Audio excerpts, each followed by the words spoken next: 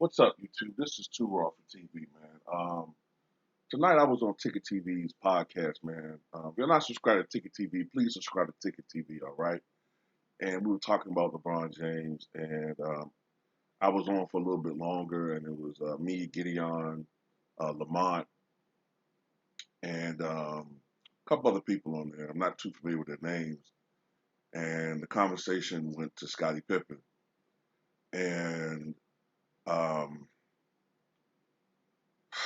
I I gotta tell you, man.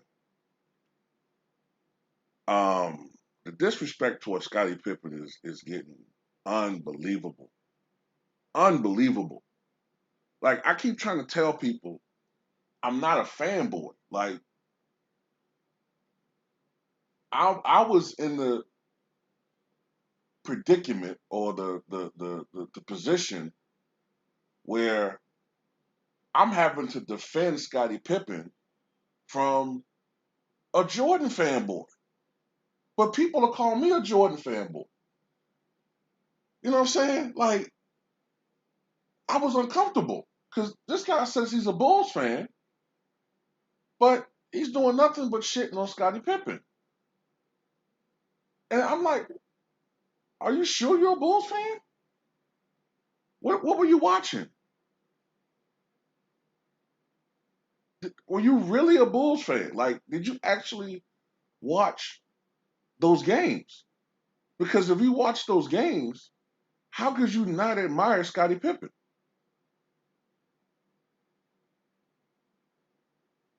And I just got so frustrated, man. Like, I don't know whether because I'm getting older. When I was in my 20s, early 30s, I could have these debates with people. But it's like as I'm getting older, and it's not because I can't take people's opinions, I can. But when you're arguing with somebody and it's like literally it's like you bang your head against the wall. It's like no matter what you say, it's not getting through. It's frustrating.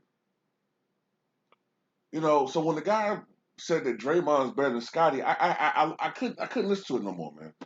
Um Look, I'm not saying Scottie Pippen is on Michael Jordan's level or he's a top five or top 10 LeBron, Kobe. No, I'm not saying that. I don't even have Scotty as a top 20 player. Me personally, I have Scotty somewhere around 35 to 40. Okay, to me, he's definitely still a top 50 all time player. What I'm getting frustrated with is the fact that people are constantly disrespecting Scottie Pippen now.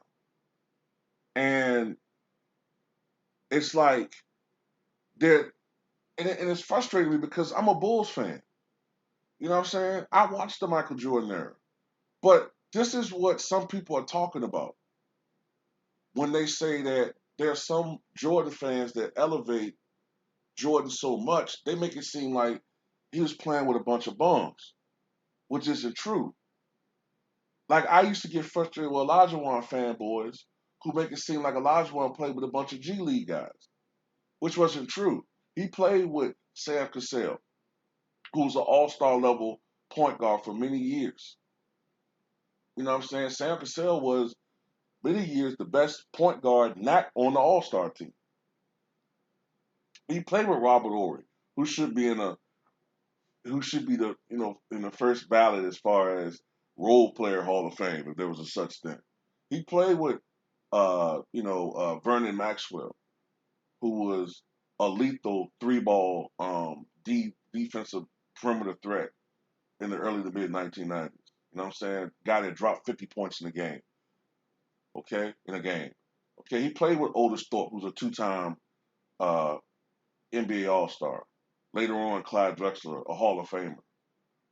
He played with Tracy Murray, who was a potent scorer in the mid to late 1990s in the NBA. Dropped 50 points in the game in 1997-98 season.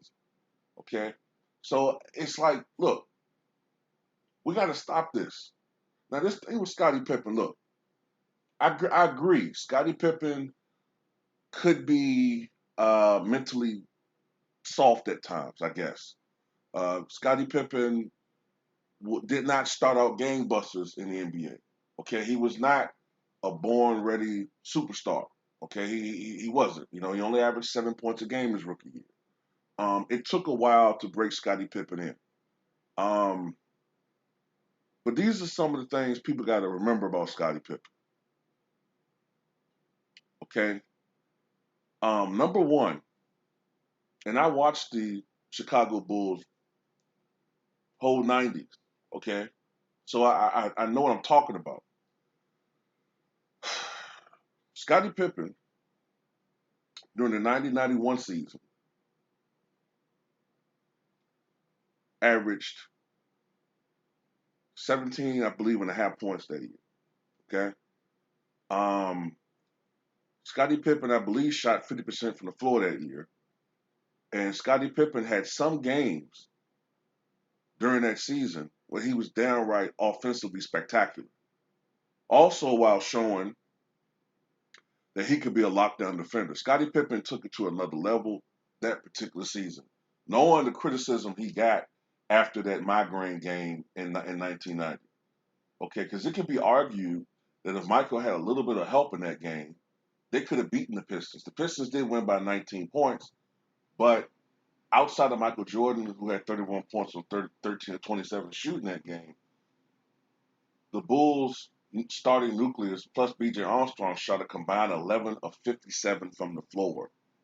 11 of 57. That's less than 20% from the floor. And they only lost by 19 points.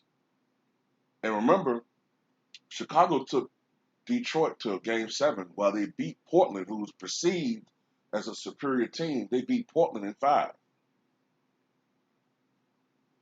But anyway, Scottie Pippen played at a near all-star level in 91. Now, he wasn't officially an all-star, but he played at an all-star level. And like I said, some of those games he was spectacular. I remember a game against the Charlotte Hornets. He scored 43 points on 16 to 17 shooting. And there were some people in the press that were calling him the heir apparent. Now, of course, when you're playing with Michael and you're the second and you're not facing the pressures of being the lead guy, it's easier. I'll give you that. But this thing about Scottie Pippen was a garbage and he was a bum, overrated. Um, a lot of this stuff didn't start until I would say after the Bulls broke up, after Scottie Pippen's retirement. Um, a little bit of it started after he had that horrible season with Houston in '99. Some of it started then. Because some people were saying, like, oh, well, look, see, he only looked good because he was playing with Michael. But Scottie had been diminishing as a player for a couple of years already. 91, 92, the Bulls won 67 games. Some people tell you that season was the Bulls' best team.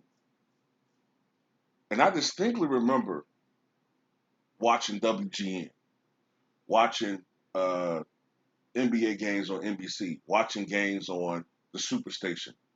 I definitely remember the talk being oftentimes no disrespect to David Robinson, no disrespect to Hakeem Olajuwon, that the two best players in the NBA were both on the Chicago Bulls. I remember people saying that. Not everybody agreed with that, but that was something that was often said.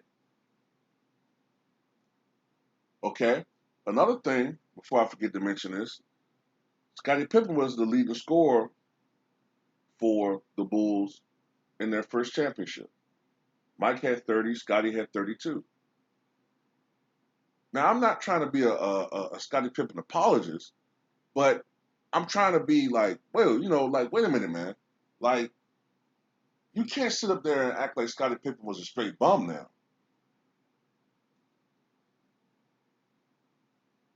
Then the next year, Scottie Pippen having to take a little bit more of an offensive load because the Bulls, outside of Mike, outside of the trio of Jordan, Pippen, and Grant.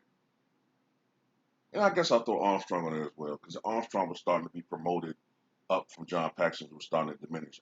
Outside of those guys, the Bulls are getting older. You know what I'm saying? Cartwright, the rest of those guys. The bench wasn't really good. So Scottie, I think, averaged 21 that season. Okay, now then they won their third championship, and Scottie Pippen was critical in a lot of those games. And I think people got to remember this shit, man. Like, okay, do people remember how critical Scottie was in Game Three against the Knicks when Mike shot 3 of 18 from the floor? Do people remember how critical Scottie was defensively when the Bulls, as far as those, shutting down Charles Smith in Game Five? And I think Scottie had like, I'm trying to remember. I think Scottie had something like close to 30 points or something in a closeout game at Chicago in Game Six. So what I'm trying to say is, look, Michael Jordan was the best player on that team by far. Yes, but we can't sit here and act like Scottie Pippen wasn't a contributor to those championships. When Michael Jordan retired in October of 1993, most people expected Chicago to suffer. I remember the prognosticators thought, and they might eke out a playoff appearance. The Bulls might be the worst team in the NBA. The Bulls only going to win 30 games. And yes, you can kind of get on Scottie because why didn't he average more points? You know what I'm saying? Scottie was never a guy that took a lot of shots. If my memory is correct, the most shots Scottie ever took in a game in his life was 35, and that was that triple overtime game against the Phoenix Suns in '93. Um, for Scottie to take 25 shots in a game was a lot. He didn't take a lot of shots. You know what I'm saying? He's more of Scottie was more of a point forward playmaker. You know what I'm saying? All around guy. You know what I'm saying? He really never had that scorer's mentality. But still, having said that, if it wasn't for Scottie Pippen, and he was balling the next 2 years, 93, 94 season, 94, 95 season. Okay, if it wasn't for Scottie Pippen, the Bulls wouldn't have gotten to where they were anyway. And he was a large part of why they won 55 games without Mike. Don't get me wrong, a lot of it was the fact that the Bulls core later on were coming in the championship years. The Luke Longleys, the Steve Kerrs, the Bill Winningtons, the next year Ron Harper and those guys. But you got to give credit where credit's due. Scottie Pippen played, even though he missed the first 10 games of that season. Scottie Pippen played his ass off. Okay, so much so that some people thought that he should have won the MVP award that year. Also, credit Horace Grant and B.J. Armstrong for having all-star level seasons. Magnificent coaching job by Phil Jackson, making adjustments, slowing down the pace of their game, of their offense, trying to play the slower pace, emphasize their defense more, and they won a lot of those games due to their defense. And a lot of the leader of their defense was often Scottie Pippen.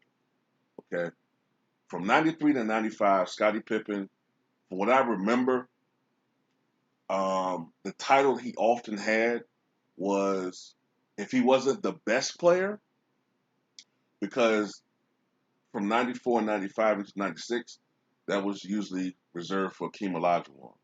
Even when Jordan came back for a while, Olajuwon was called the best player, but the best all-around player, the title was Scottie Pippen.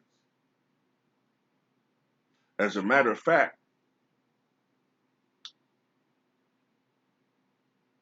in the beginning of the '95-'96 season, Scottie Pippen, up until about January of '96, I believe, Scottie was the best player on that team. If you watched the Bulls those first couple of months, Scottie Pippen was unbelievable. And I used to know the numbers, but Scottie was averaging something like 23 points, shooting like 52% from the floor, 41% from three. I think he was like for a while he was leading the NBA in steals, but then Scottie hurt his back. He hurt his back, if I'm not mistaken, because he already had back problems from his rookie year. He had back surgery his rookie year, and after that, it was a slow decline from Scottie, especially from the offensive end. After '96, Scottie Pippen just slowly, steadily declined offensively. He became much more inconsistent offensively. A lot of that was because of his back injuries. He wasn't slashed to the basket anymore. He was more or less becoming a perimeter jump shooter. He wasn't the greatest shooter, and as a result, offensively, he was very inconsistent. And as a Bulls fan at the time, being a kid, I didn't know much. You know what I'm saying? I'm just looking at him shooting back. But a lot of it was the injuries. And also another thing that needs to be taken into account with Scottie Pippen is in that second three-peat, oftentimes Scottie did have the tougher defensive assignment offensively. Now, I'm not saying that Mike didn't take that challenge, because he did on many occasions, and he shut dudes down. But oftentimes, to save energy for Mike on the offensive end, oftentimes Scottie did guard the guy who was more of a scoring threat, and he would normally shut them down. But as he got older, and because, as we all know, playing defense, uh, takes a lot of energy out of you, and he did struggle offensively at times. You know what I'm saying? And look, as far as that '94 moment, in the playoffs when he refused to come out, yes, that's a stain on Scottie Pippen's legacy. You know what I'm saying? And I know he regrets it, even though he said he would do the same thing. I know he regrets it. Okay. Yeah, Scottie might have been being selfish when, instead of, having surgery during the season, I mean, during the off season in '97,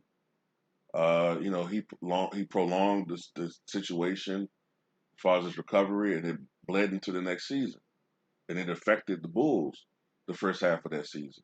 Yeah, you can knock Scottie for that, but I'll tell you this though: there's a reason why Jordan nixed that trade that the Bulls were going to sign off on, where they were going to trade essentially Scottie Pippen for Tracy McGrady, young Tracy McGrady, because I think Tracy McGrady had been drafted that year, and I think that they were going to try to trade uh, the rights for Tracy McGrady for Scottie Pippen. When Jordan found out about that, he nixed it immediately. Okay, because he knew how important Scottie Pippen was for a Bulls final championship run. Okay, and I'm gonna say this too: Scottie Pippen was missed in those what was it, 38 games that he missed in '97, '98. He was definitely missed because the Bulls struggled, especially the first 20 games without Scott. They struggled. They struggled to be above 500. At one point, I think they were 9-8. Okay, because Michael had to not only be a scorer, but he also had to be a playmaker.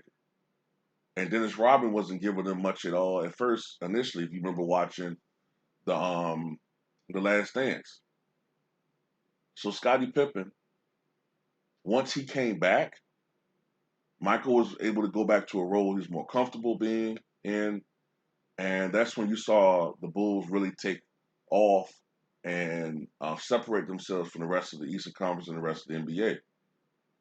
And that's when Mike really took off offensively. As a matter of fact, let me show you something right quick.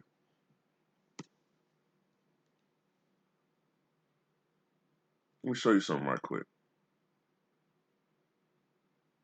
And it's not me capping for Scottie. It's just that, what I'm saying, like that was just too much, man. Like, you can't just shit on Scotty like that, man. Like the dude's a bum.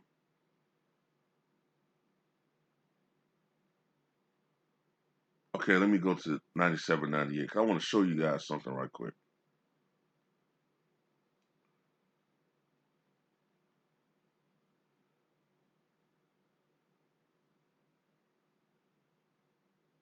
All right, I think it was around this time.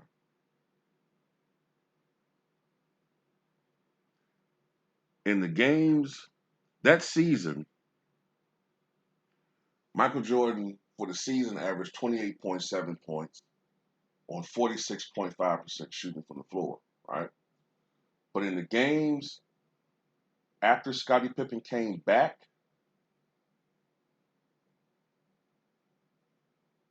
Mike averaged almost 29 points a game on 48% shooting from the floor. And that just goes to show you how Scottie Pippen's presence on the floor just made things so much easier for Mike. In the games preceding that, Mike averaged about 27 points, but only on 45% shooting from the floor. That don't sound like much. That 3% difference is a lot. And you know what I'm saying? Like, Scotty was big for those teams. Okay. The way that he was able to stymie Mark Jackson, picking him up from, the entire length of the court, you know what I'm saying, helping to stymie, saying the Indiana Pacers offensive schemes because he was able to slow down Mark Jackson because of his size. The way he was able to, don't get me wrong, Michael had some success against Magic Johnson. He did. But once they decided to put Scotty on Magic because of his length, you know what I'm saying? Because of his quickness and because of his, what am I trying to say? Because of his uh, uh, lateral ability, lateral speed. He gave Magic Johnson, who was getting a little older at that time, some trouble. You know what I'm saying? And these are things that Bulls fans need to start bringing up more. And I don't like the fact that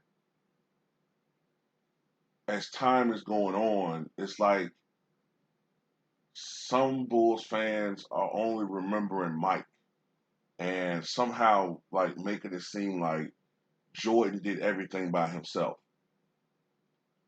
Like, and we're starting to go down a dirty road there because you can't sit up there and criticize the media for revisionist history with LeBron, acting like Wade didn't do this, or Bosh wasn't there, or Kyrie wasn't there. But in the same breath, you make it seem like Jordan did everything.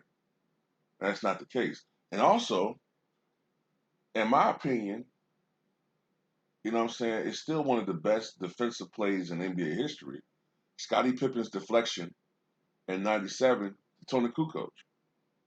Because if he didn't deflect the basketball, who knows? Utah could have scored, maybe hit a three, could have sent the game to overtime, could have went to a game seven. And who knows? It was 88-86 at that time. But nobody talks about the deflection.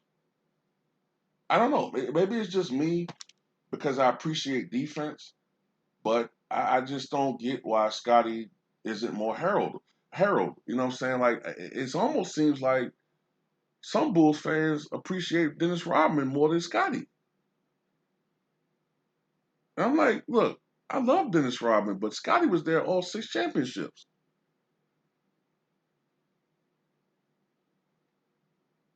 I'm not trying to make Scotty out to be a superhero. Like I said, he's not on the level of these other guys. But Scottie Pippen is a Chicago Bulls legend.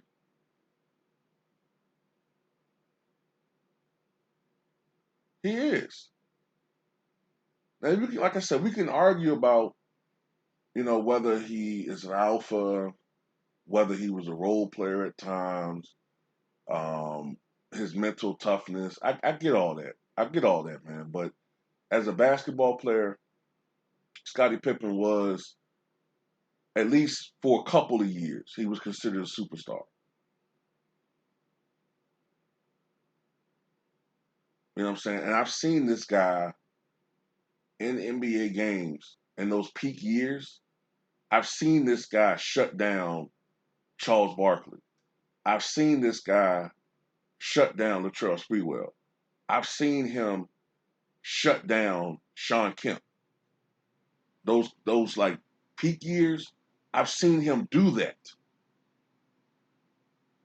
So it's like, no, I can't sit up there and ride with that. Like when the dude said that Draymond Green's better than Scottie Pippen, yeah, now you're hating, man.